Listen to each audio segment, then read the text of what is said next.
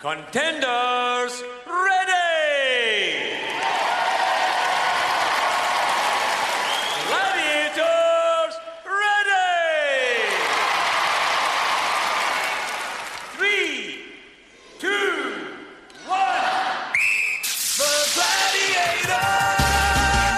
Gladiators! Welcome to this week's GladPod in association with Gladiators TV with darling David. You didn't know what I was going to call you this know, week. good illustration that is. But I rather like it. And of course, Jumping Jet. Oh, thank you very much. I couldn't think of there was it. a very rude joke that Joe Pasquale. No, it was Tim Vincent actually did about that.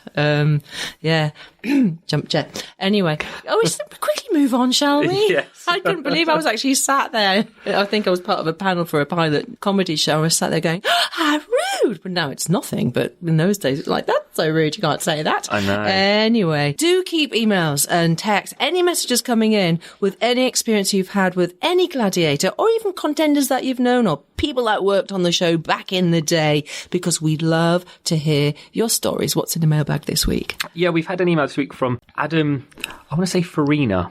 It might be Farina. Anyway, back in 1991, when I was 11 years old, Adam, won a fitness challenge in his school. The prize was that he'd get to represent his school, Blessed Thomas Holford School in Cheshire, at the World Aerobics Challenge in Manchester. I was part of the promotion for the challenge, or it was part of the promotion, as was Diane Udell.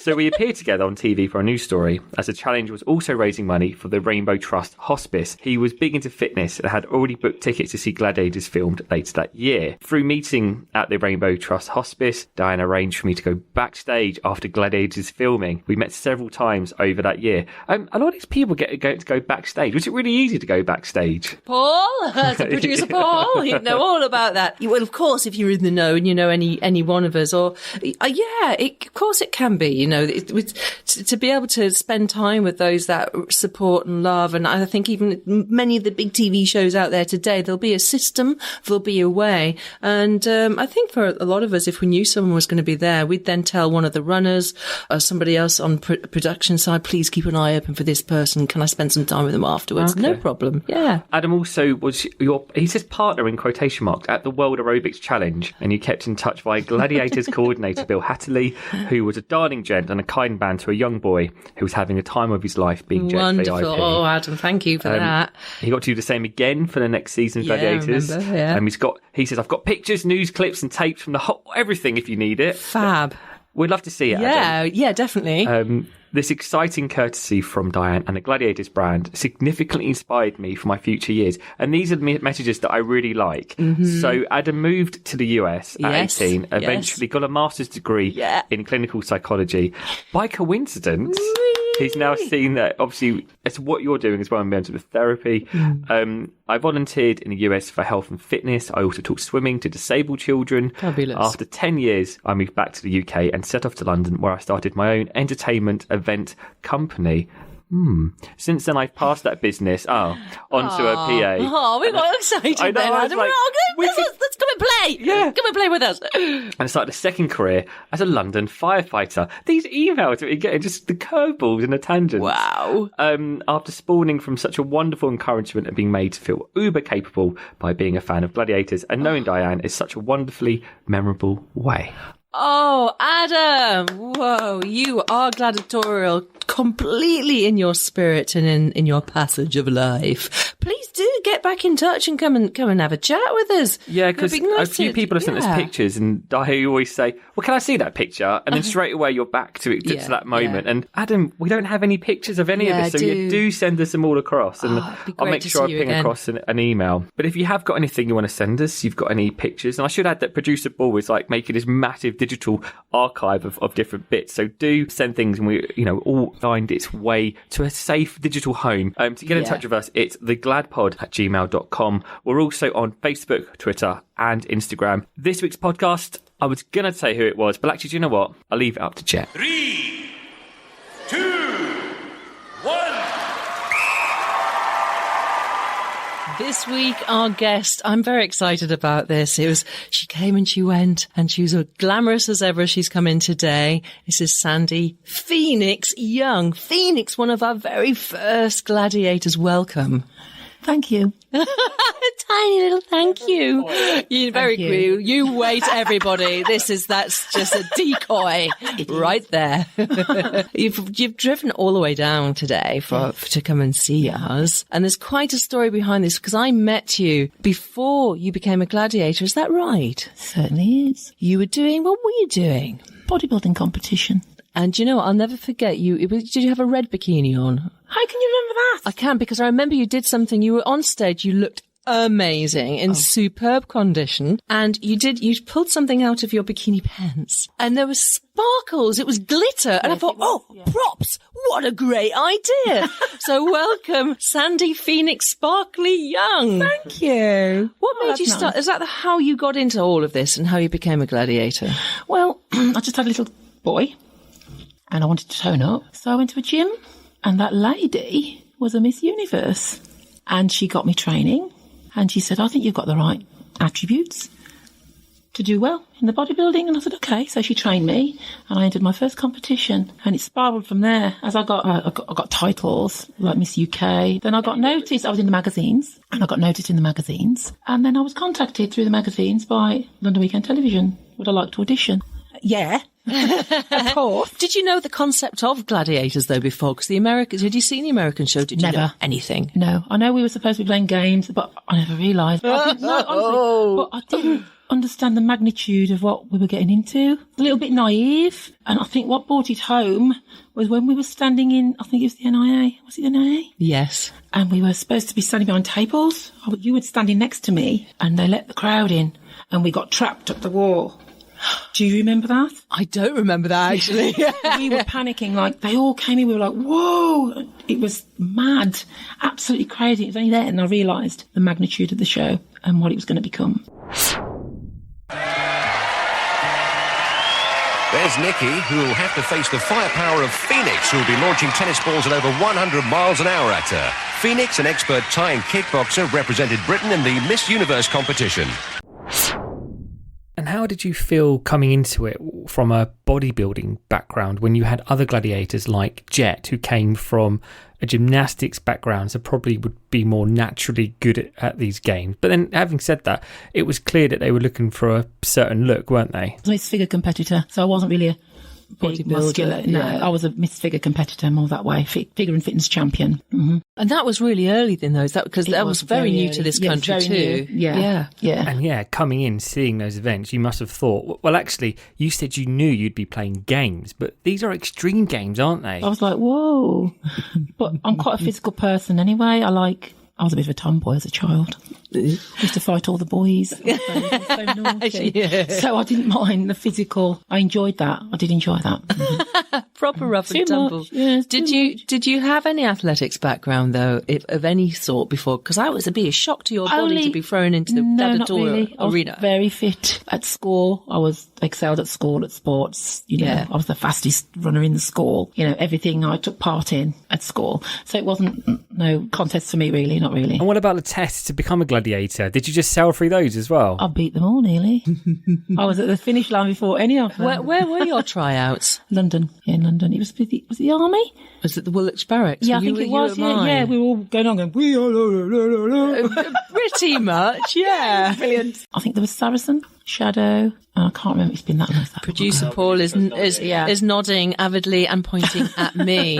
It just goes to show, though, David and I were talking earlier about that for the very early days. I think we're also like bunny in the headlights. That's we weren't really aware of who was around us. Young and naive. Yeah, I can actually remember Gabby Yorath, who's now Gabby Logan. She was also in that casting, and she went on to become obviously TV and sports presenter. Right. I do remember her because I'd worked with her a little bit in other things. So it seems a bit of a blur when when you think back now, is it still a bit of a blur for you? Or is it? Yeah, there are parts that are a blur. I don't remember some of the parts, but the good parts I remember. Come on then.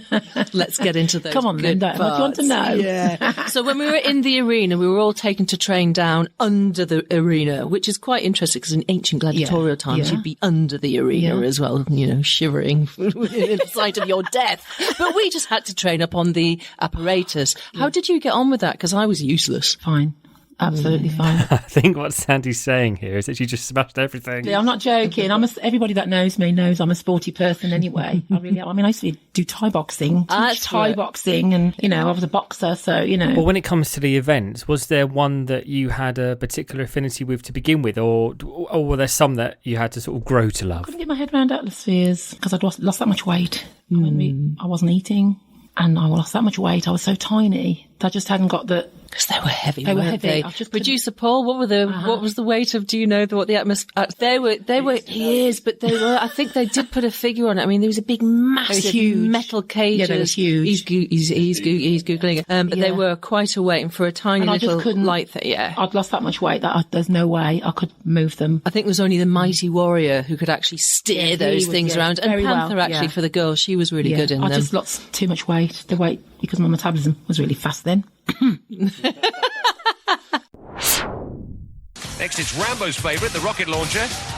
Goes a little low, heads for the cylinder, but it's a hit. Phoenix picked her off. The whistle's gone. But Nikki delighted with her 4 points. That was so fast. Let's see where Phoenix got her. As she leaves the rocket launcher, she keeps low, but Phoenix wings her arm. Phoenix proving to be a hot-shot Top Gun. Looks like she's got a few young admirers in the audience. They salute her with their glad hands. So talk to me now about your name, Phoenix. Did you like it? They chose the most perfect name for me. Yeah, there's a story behind it. When I was a little girl, my nickname was Brevet, which means in the Black Country, somebody keeps messing and has to keep poking their nose in at everything and having a look round. Brevet. Well, yeah, Brevet. When my mum had this coal fire and I had this crimpling nightie on. What is it? Crimpling. Is that like a cotton or a polyester? No, it's like a polyester. It's really horrible. Itchy, horrible. Static. Yeah, very static. And my mum was cleaning downstairs, like with an old-fashioned brush going downstairs, and here I was looking in all the pots, looking for pennies, and then all of a sudden I looked down and my nightdress was on fire. Oh no. And the flames were coming up. This is what I told the producers at the time. And my sister started to scream. My other sister went to scream for my mother. My mother came down the stairs. I just saw all these flames. They were up here, and my mum just grabbed my dressing gown and ripped it. She told me to put my arms up in the air quickly. She ripped it off. Of course. And I'm going to get upset now. All her hands are like blistered, badly blistered. But she didn't care. She just grabbed onto me and held me so tight. All my eyelashes are gone. It had burnt all my hair. It was awful. But all I remember is lying on my mum's chest and her holding me and rocking me on the chair and just seeing her burnt hands. Oh, bless you. So, yes. So let's get the show on the road. Over to John Sachs. Thanks, Ulrika. After 3 events in the women's contest, Nikki is leading Vanda by 9 points to 1, and jumping up against them will be Phoenix. Phoenix are expert Thai and kickboxer, plenty of spring, and has proved to be a real high flyer. And you told the producer, was that Andy Norgate? I did. Yeah. And then they came with the name Phoenix. I was like, wow. Isn't that lovely though? They really heard you in that. Heard me, yeah, it was really apt. But that's perfect name. I don't think I could have had a better name than that. Yeah.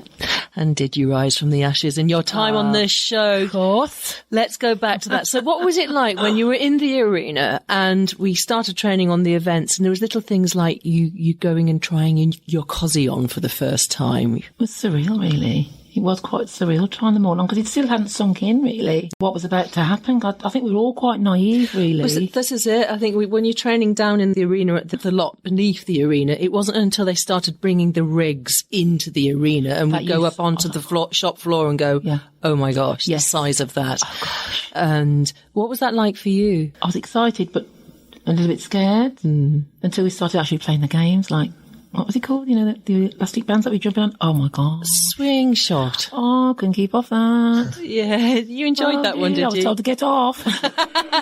They couldn't get me off. Phoenix, get off. Wait a minute. Drag her off. 5 more minutes, please. Yeah, that was fabulous. I love that game. Phoenix and Flame will make like Tarzan and Jane and block them out of the game. 3, 2, 1. Swing out sisters.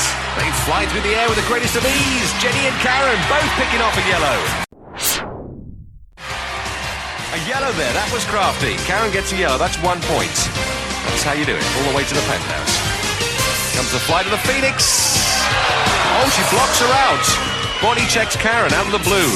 Remember, Gladiators cannot kick or aim headshots or strip balls from the cylinder. So, Sandy, for you, what was the most challenging part of being a gladiator? It needs the attention, I think. Couldn't go anywhere. Particularly being a Midlands girl as well, because it was the home of gladiators, wasn't it? So it was hard because all that changed. Like I'd be fucking Tesco's. Sorry, can I mention Tesco's? I'd be in Tesco's and people would be looking at me and I'd be, what are you looking at? Oh yeah, I've forgotten. Yeah.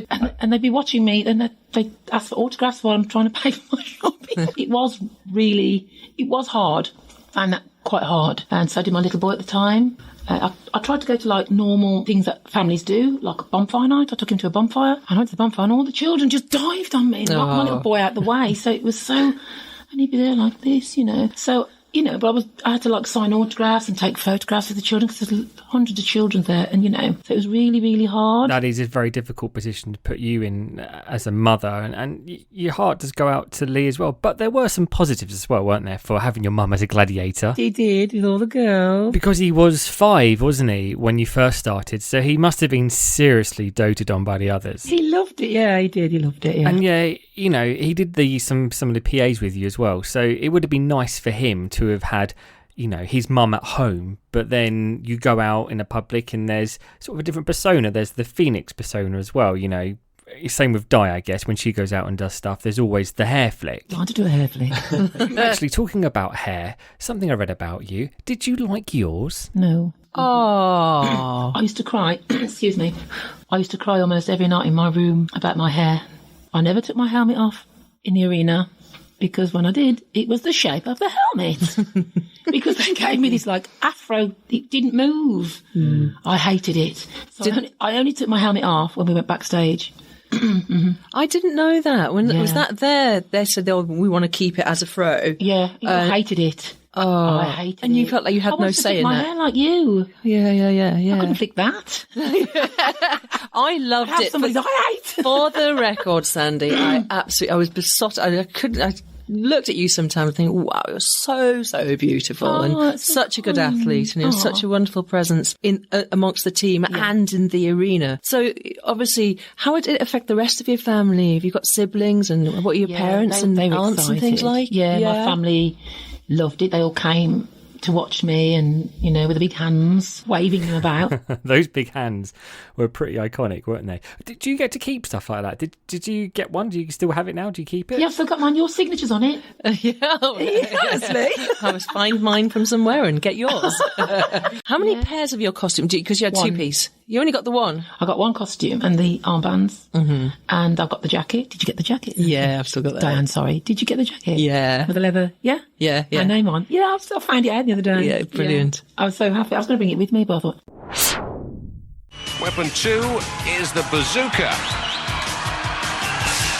Oh, look at that. Phoenix hit the cameraman. There goes a close-up to the rest of the series. I'm going to ask you about a couple of the other events. Let's go to the wall, because you were also very quick on the wall, like a couple of us as well, particularly from the beginning. Because until you got your route sorted, it was a bit slapdash, wasn't it? Yes, it was a bit. Yeah. Which was the left side or the right side that you liked? I preferred the right. Did you? I like the left. You see, I prefer the right side. Yeah. And here they come. So Phoenix will home in on Jane, and Jet will be looking to take Lisa down. And Jane making a good job up there, but look at Jet. She's already on Lisa's leg.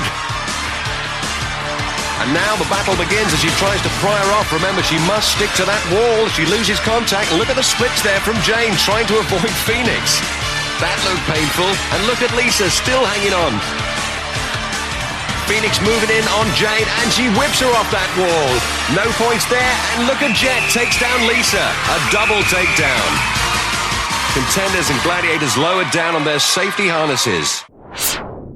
And hang tough. Yeah, I was too small. I'd lost that much weight. I hadn't got the weight to pull them off. She's got it back to Phoenix. Rule 1, never turn your back on a gladiator. Oh, I don't know about hang tough. This is more like hang loose at the moment. I think Phoenix may have left her attack too late. Here she comes. She's caught Nikki, but she's out of time. Takes her down, but Nikki picks up 5 for hanging tough. Before speaking with you today, Sandy, I wanted just to go back and remind myself and just focus on you and on those events in Series 1. And actually, watching you on Hang Tough, especially at the beginning, it was quite a challenge for you, wasn't it? It was very challenging. You had to have some weight to get especially if the contestant was heavier than you. Some games that we excelled on and some that not so much. But yeah, to your credit, as the series went on, you got better at it, didn't you? It was all new to all of us, so we were all learning, still learning as we were playing the games. We were all learning still. And actually, before we move on, one final question about Lee that I've just remembered I had to ask you about. Didn't he sell pictures of you at school? Did, yeah. He says, take them. Mum, he signed this for me. Yeah. And I found out, I had a letter from the school. He was selling them at the playground. So they were slapping your wrists. Yeah, I had a letter from the school, yeah. He's Entrepreneurial doing well. spirit from an early age. Yeah, little businessman. Well, either way, I think we can all agree that Lee was being very entrepreneurial there. You can imagine him definitely going to Dragon's Den and pitching that as a money-making idea. I think I definitely want in on that.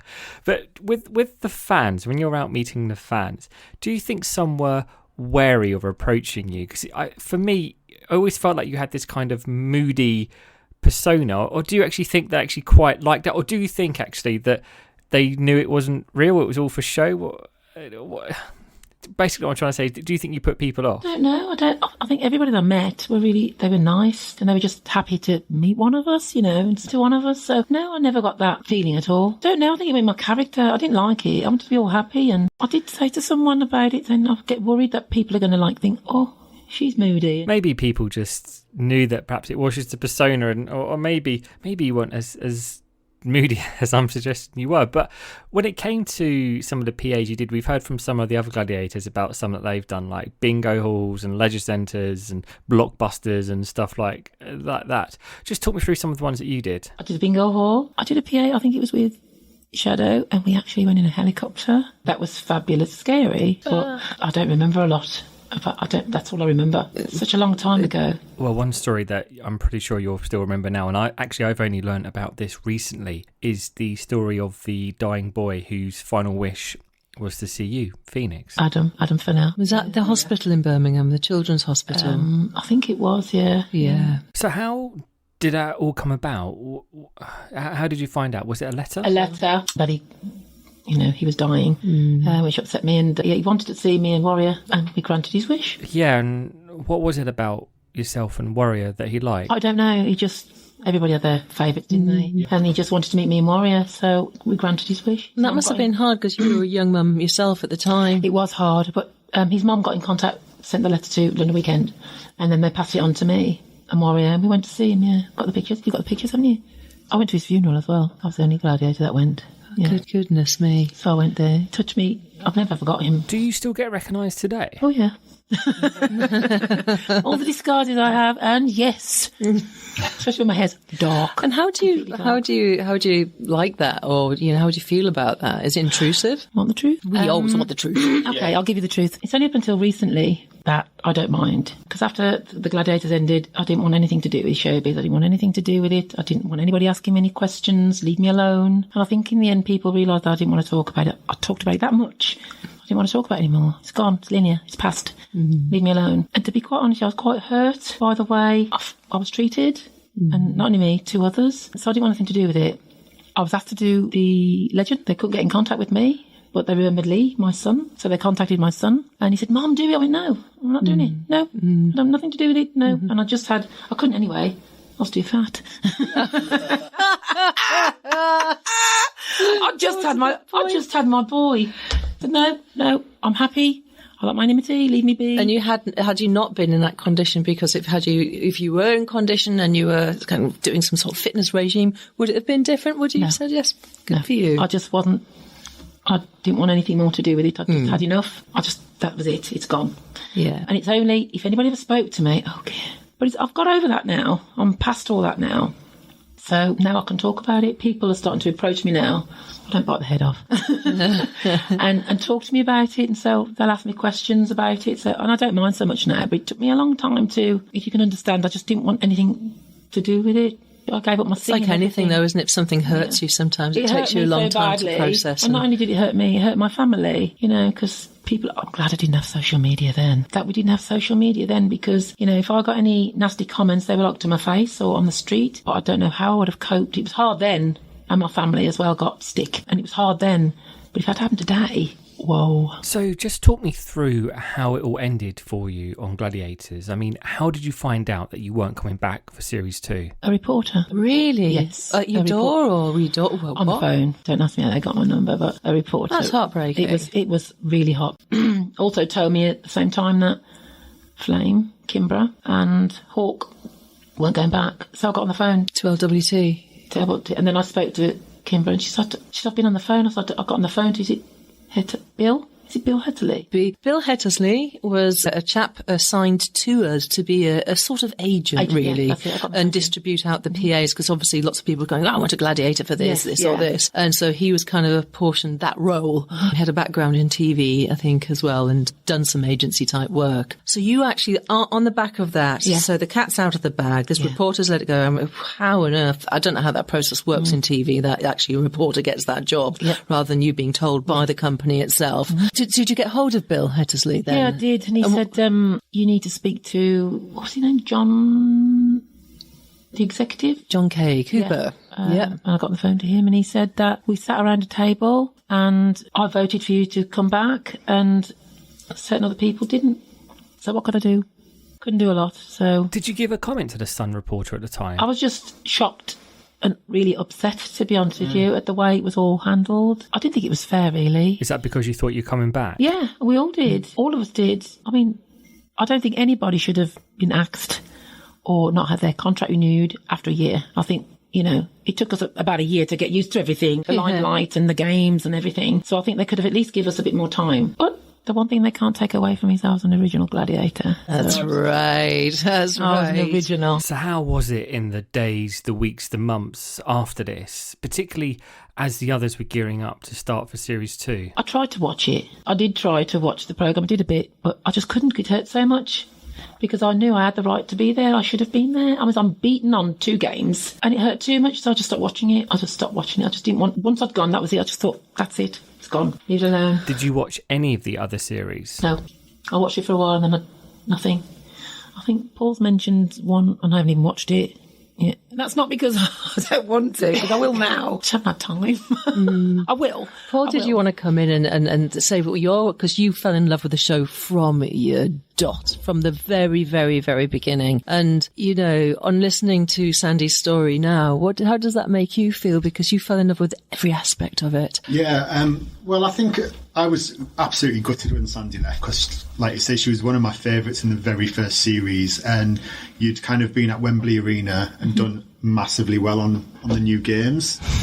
Like you said, 2 unbeaten on Tilt, and I think the other one was Suspension Bridge, which were very kind of difficult games to kind of do and stuff. So yeah, I was just gutted to not have you there and kind of see your character and your kind of gladiator skills progress onto the next series. Yeah. Especially because the games kind of, as they went on, you got to kind of see the gladiators' personalities a lot more, whereas in the first series they kind of didn't really interview the gladiators as much and things like that. Whereas I think if they could have let you show that side of your personality, it would have really kind of showed the fans what you were really like as a person as well. So I agree. Yeah, massively gutted. I love that game, Which one? Suspension Bridge, yeah. You're probably one of the only ones. I loved it. Do you remember standing backstage, Eureka and John Fashion, who was standing there, and I was ready to go on. Didn't know who my opponent was. Didn't care. Tomboy, you see. Tomboy. And Eureka said to me, have you seen your opponent? I went, And? She looked like Optimus Prime. He was huge. She was about 6'4". I swear. And I just thought, And I said to Eureka, watch and learn. And we got up there and my helmet didn't fit. I think someone gave me the wrong helmet. And I had to keep holding it up to give her, to play the game. And I kept trying to shout down to the referee, look, my helmet. And the girl hit me in my ear and I saw red. Oh dear. And I battered her to a pulp, I'm sorry. And I knocked her off. I got her off. Honestly, I battered her to a pulp. I really did. And I was so angry because you could see my helmet didn't fit. And actually, I got injured. I'm deaf in my right ear because of that. Yeah, I am. Yeah. I remember that now. Do you remember? Back in Went to memory, hospital? yes, that you were quite poorly afterwards. Yeah. Like, yes, it had been perforated. Yeah, that's right, yeah. So Because of the kind of the whack and the hit of the metal, of course, the suction, isn't it? Yeah. Like in the helmets, I remember, yeah. But I didn't care because I got her off. 6'5", and where am I? 5'8", just under 5'8". I was about that. Were you the smallest? Yeah, I was the smallest in the end, yeah, because I lost so much weight. Well, you had nice height on you, but you were tiny. Yeah, you were I went really tiny. Foot broad, if you look at the pictures, there's a picture of us in the NIA, and I'm so scrawny. But when we started, you can see how much weight I've lost. I think I was about a size 4. I went down to from a size 10 to a size 4. Is that because you'd not long given birth to your first? I think it's because of my metabolism. I had a really fast metabolism because we were playing all these games and we were we worked out a lot. And the stress of it all. It was stressful. I am going to be honest, and it was very, very, very stressful. And I don't work well under duress. I work better when I'm left alone and get on with it. So if I'd have been left alone, been fine. But the stress, I stopped eating. I wouldn't eat. I remember sitting in the dining hall and watching us lot like hogs. And I was sitting there going, and then the referee, John Anderson? Yes. Eat that. You better eat that, or you're not going to eat that food. Oh, bless him. He spotted it then, yeah, did he spotted it and made me eat, and I just couldn't eat. And I'm going to tell you something else now. I was sitting there eating on my own. I think everybody had finished. I was still there, trying to finish my plate of food. And Warrior was in the room, and I got a piece of food stuck in my throat, and I started choking. And if it wasn't for him, I wouldn't be alive. I wouldn't be sitting here now. Oh, Micah Hearn, Warrior. Yeah. And this is Chris's favourite event. She says she feels very confident up there, and she'll need to be. Phoenix can do this event with her eyes shut. So let's come to your relationship maybe with some of the other gladiators. Was anybody you felt like you had an affinity with on the boys' or the girls' side? Cobra. Yeah. He's so funny. I've spoken to him recently. Did you? Yeah. He's a funny guy. He's still a funny guy. I know. That's just it. I know. I've got his number and we've had a chat. I was going to go and see him. I will see him at some point. But he's 3.5 hours away from me. But he's a really nice guy. Mm-hmm. And I'm a really nice guy. I do like him. And I got on really well with Flame and I got on really well with Lightning. John Fashanu, I love. He's he's a gentleman. I loved him. He was always professional, always kind to me. I just remember him as being a really nice, kind man. He was absolutely lovely. I got loads of pictures. Loads of pictures. Yeah, but I really did like him. Nearly 30 years since I've spoke to you, hasn't it, Diane? That's right. And is that just because you separated yourself from the show and from the rest of Gladiators? I just didn't want linear. It's past. What's the point? I'm not going to hold on to it. Move on. That was my motto anyway. Do you know, I think a lot of the Glads, from what I've had little conversations with, and even myself, for about good 4 years after I came off the show, I wanted to disassociate. A lot of them are saying that there's like a decompression period where you just don't want to be associated with that anymore because you have to get back to you. Normal self, you have to get back to being you, And then it took me a long time to get back to me.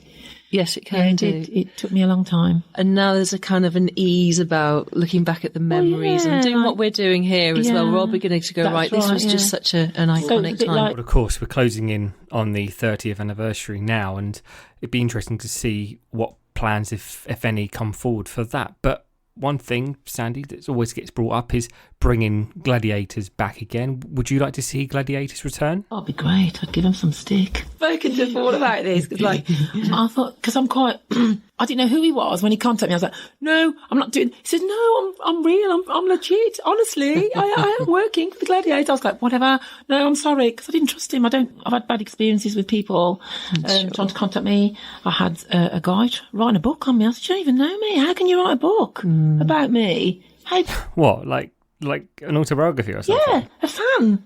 You don't even know me. Leave me alone. If I'm going to write a book, I'll write my own book. Leave me alone. I was quite rude. I'm so sorry, Paul. I was so rude to you, wasn't I? I think, do you know what? I think Paul's made a pretty stern start. You've got to be in this business, you have to have a thick skin. I know that much so. But you forgive me, didn't you? I said, I'm so sorry. I know, thank you. But you would like to see it come back? Yeah, we'd be doing it in Zimmer frames though, wouldn't we? Wouldn't be so physical. We've all got injuries. I mean, I've got frozen shoulders. Sandy, I'm not talking about you doing Gladiators. I'm talking about having like a new breed, a revival, a new show.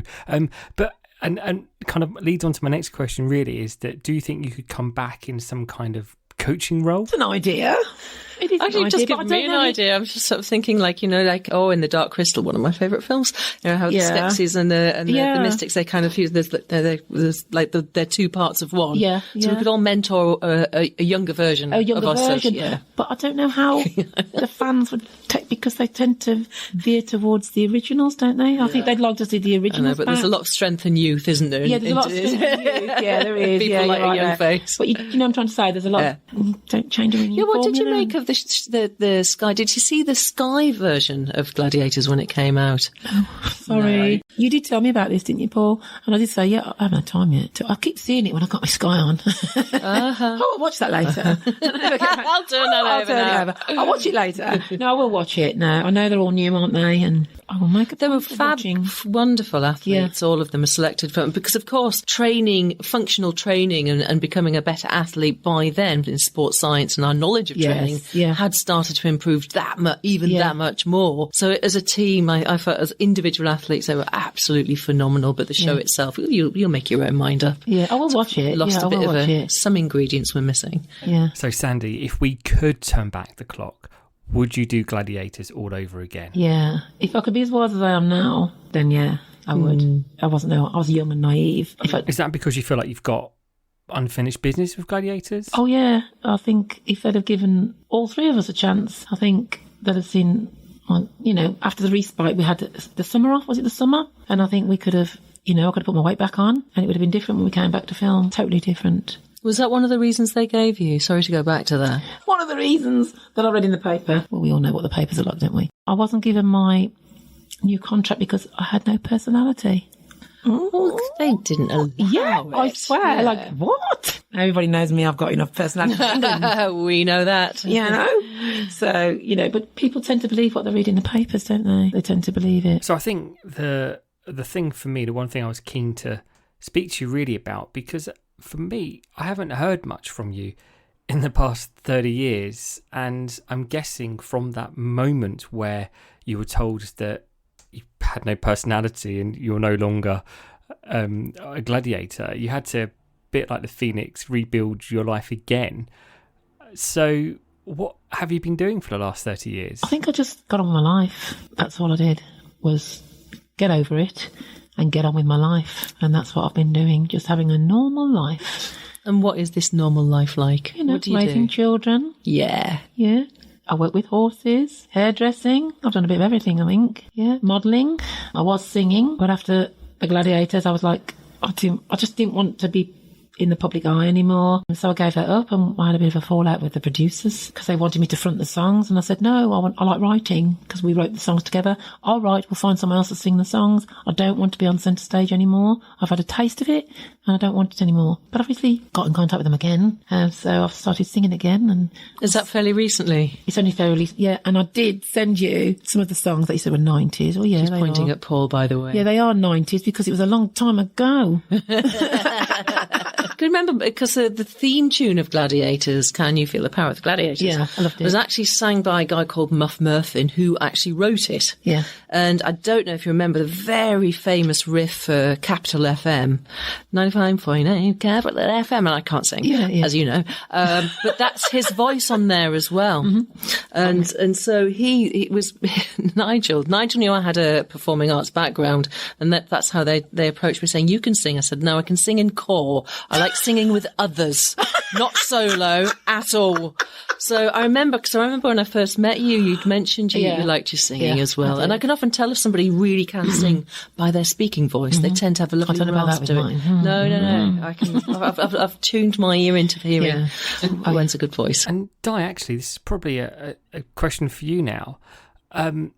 What impact did Phoenix not returning back for Series 2 have on you? And probably first, actually, what are your memories of Phoenix from Series 1? Joy for you being in the series with me, because I saw you. I came to watch that bodybuilding, the fitness figure that you were in, because it was fresh in the country as well. Yeah. And I watched you, and I was just mesmerised and blown away. So there's the sparkles that you bought. It was glitter you bought out of it. Yeah, that's and it was just such a beautiful touch. You obviously had the craft of performing. Yeah. You knew how to hold an audience. Your presence was beautiful, and you brought that into the arena. And I absolutely loved that. I'd like to thank Christine Charles for all of that, though. Is that she was a Miss Universe, she helped me, And there's the wonderful, magical, triumphant kind of memories as well. And I think I'm a bit sort of self-centric with this, because I think we were so in our own, I was so in my own world, panicking about getting through the events and being safe, because even the first series, it was quite hard. It was so stressful. By the time we came back for the second series, it was almost like I'm always the last to know in anything, by the way. I have this wonderful naivety about my life, I suppose, or just thick or slow. Choose your pick. But when we came back, it hadn't occurred to me that you weren't coming back. I hadn't heard that there was 1, 2, 3 of you not coming back. I knew they were looking for other gladiators or more gladiators. And so I felt a sadness. And when I heard that you'd all kind of just been told or dismissed, and then it just felt really weird, because I thought, this is brutal. It was. And none of us are safe in any way, shape or form. And it actually added to even more pressure of, you've got to be good. You've got to do this. You've got to do that. You've got to do what the producers want you to do. And they wanted to see you lose occasionally, but oh my God, if you lost too often, it would be pressure was on. The pressure, and like I said, on. I don't perform under pressure. If I'm left alone, I'm fine. But when pressure's applied, especially what we were doing, no, my weight plummeted. Yeah. And I stopped eating. And on hearing you now then of how it did happen, I'm saddened even more actually now with nearly 30 years on. Yeah. So I'm really sorry to hear that. And you've carried that. But you've got through it. I've got over it, You've reassembled, haven't you? Phoenix, oh, she's back. I've rose from the ashes. And it's been nice as well, looking through the pictures that you brought along with you today. I mean, we'll share a few of these on social media as well, but it's very much behind the scenes, backstage, just seeing both your faces light up as you're sort of recounting the stories. It's been good to reflect and look back, hasn't it? It is, yeah. Been in my loft. Several times. Have you got any more pictures? Yes, Paul, I'll get in the loft. Paul is rubbing his hands with glee because I'll get in the loft again. I've been in the loft again, Paul.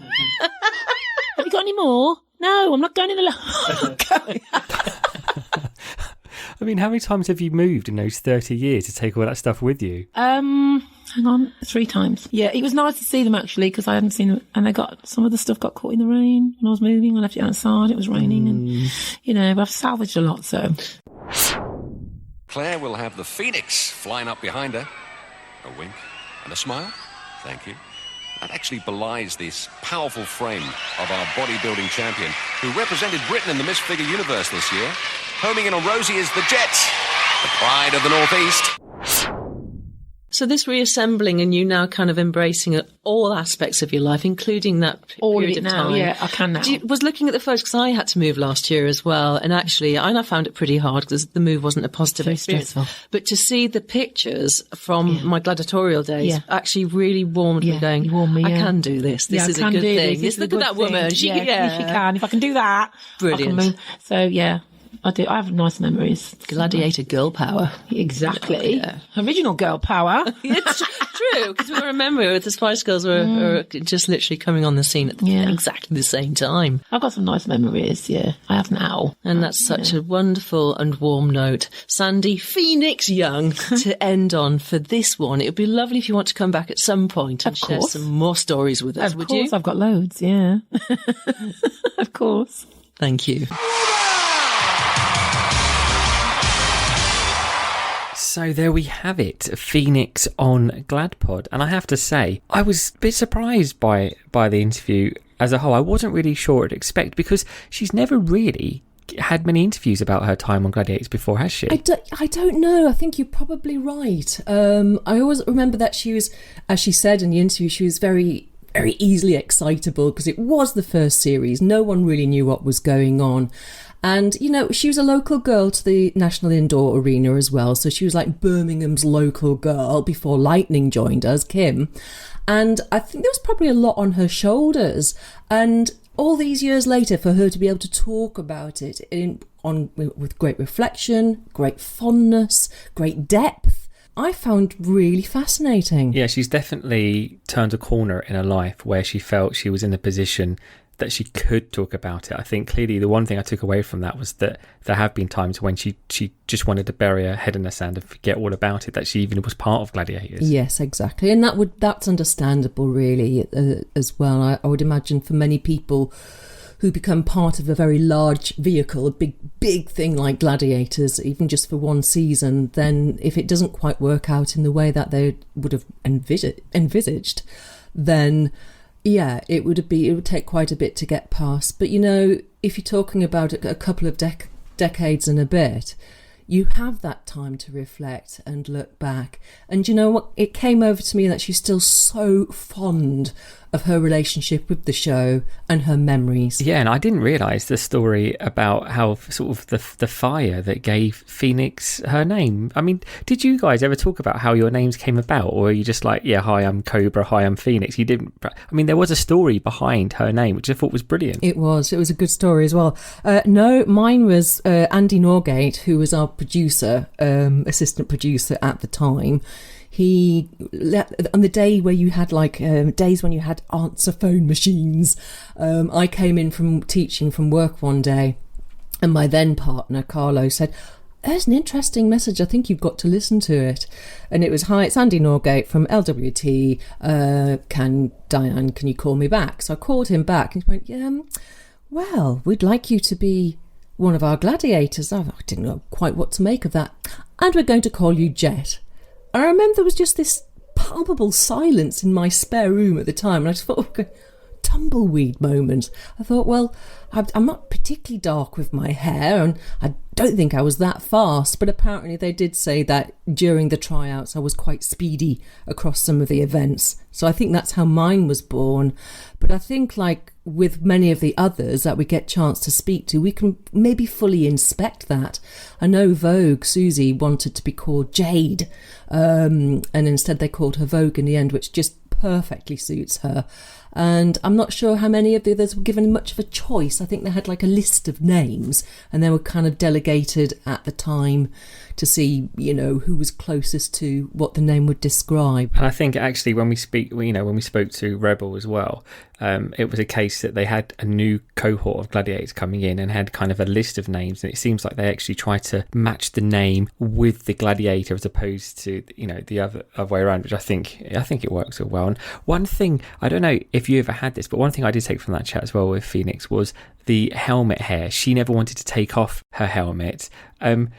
What was, you know, because we obviously bumsticks has been a constant thing throughout this, but was helmet hair another issue for you girls? I think it was. I think when you've spent 30 seconds to a minute with full-on anaerobic athleticism and in a very hot arena. Yes, we weren't wearing very much, so you could keep quite cool. But, you know, it was a very sweaty thing to gladiate, as any high-level fitness or sport would dictate, through your body's natural response. So whenever...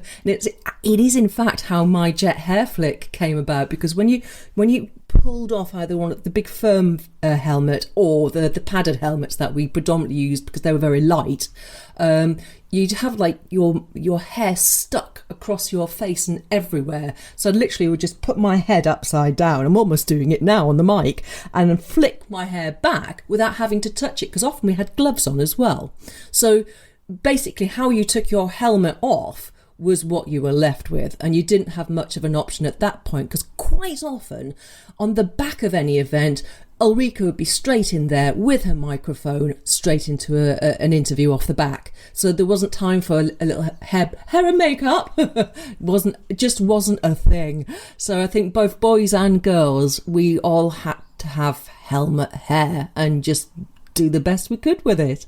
I remember Sandy Phoenix, yes, maybe she had this beautiful afro, curly, gorgeous, luscious hair, and I think she probably found that harder to deal with because obviously the hair's really thick and just stunning, and it was having that sort of big massive hair that she liked, which went with her look, that would have been far more difficult to kind of coordinate than some of the others. And is that how you said about the jet hair flick came about? So Did after a while someone say, it's really good when you do that hair flick? Yeah, and it was completely just a practical thing rather than anything else, because my hair would just be stuck to my face across my makeup and everything, and instead of kind of like trying to use a shoulder or a padded gloved hand to pull it away from the face, then red lipstick all the way across your face. I mean, there wasn't any wiggle room at all. It would just be literally head down, head straight back, and it would be off my face then, ready for an interview. And I think some of the other girls had to do very similar things. But so it wasn't a thing. It was inadvertent, and it was more through practicality than anything else. But it's something that stuck with a lot of people for a long time, and you still very much get asked to it to this day. Now, there was in terms of sort of the memories of stuff, I was very impressed with Phoenix as to how she remembered things from so long ago, particularly as she wanted to, as we were saying, about wanting to bury her head in the sand, and that story about her bringing comfort to the dying boy. And as soon as I mentioned it, she knew name. She took herself right back to that place, and there was a side to being a gladiator, and I think we've touched on it quite a few times, and just getting out there and being part of that fan's life, and granting them their final wish. Yes, particularly during that first year, we did a few visits to various hospitals across Birmingham, and she did make a very close bond with a beautiful young boy, and he touched all of us. He had cancer, and she maintained that contact, obviously we now know, and that really moved me actually, because it's kind of something when you're part of a big family or a kids show like Lads, that you do form bonds and you are being seen to be doing that sort of work. But for her it became a genuine bond and something she saw through for the rest of this young man's life. Yeah, and as always, let us know what you took away from our chat with Phoenix, because often Di and I, we talk after the interview and we talk about the bits that struck us, but actually what I found is that on Facebook and Twitter and email and Instagram, we've been getting messages from you saying, well, actually what I took away from that was X or Y, and it's stuff that we either had heard but hadn't perhaps recognised the importance of it or whatever. So as always, we'd love to hear from you. Email is the GladPod@gmail.com, and of course Twitter @theGladPod, and Facebook the same thing. Be lovely to hear your stories too. And we'll see you again next week, and as always, here's John Sachs. Good competition, good spirit, great sportsmanship as both contenders show mutual respect. Join us again next week for the ultimate challenge, the might of